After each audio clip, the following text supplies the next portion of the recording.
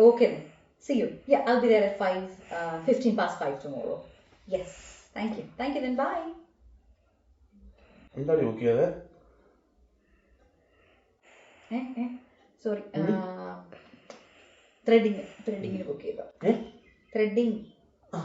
Eyebrows ഈ threading. Threading പറഞ്ഞപ്പോൾ ഞാൻ ഒരു കാര്യം ഓർത്തേ. ഒരു കുറച്ച് നാളായിട്ട് എൻ്റെ മനസ്സിലൊരു കാര്യമുണ്ട്. ഈ ന്യൂസിലാൻഡിലുണ്ടല്ലോ, ഈ 9 to 5 ജോലിയും ചെയ്തിട്ട് ഒന്നും ആകത്തില്ല, എന്തെങ്കിലും ബിസിനസ് തുടങ്ങണം. എടി ബിസിനസ് നല്ലതാണ്. ബിസിനസ് എന്ത് business?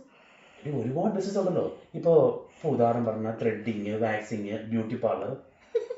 Threading, waxing, beauty parlour, ഇതെല്ലാം കൂടെ ബ്യൂട്ടി പാർലർ.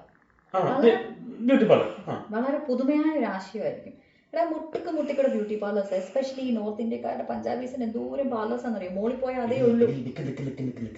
എടി ആയിക്കോട്ടെ, നമ്മൾ എന്താ ചെയ്യുന്ന വെച്ച് കഴിഞ്ഞാൽ there should be something different about us.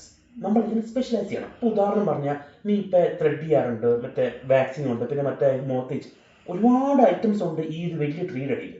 അങ്ങനത്തെ ഏതെങ്കിലും 1-2 കാര്യത്തിൽ സ്പെഷ്യലൈസ് ചെയ്യണം.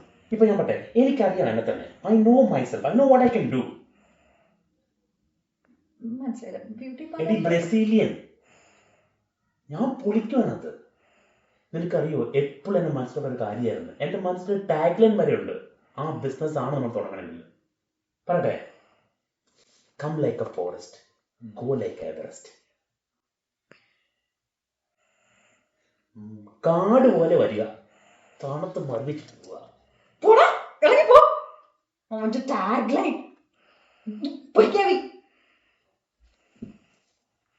തല്ലിക്കൊല്ലു ടാഗ് ലൈൻ ചെന്നോണ്ട് പോയാ.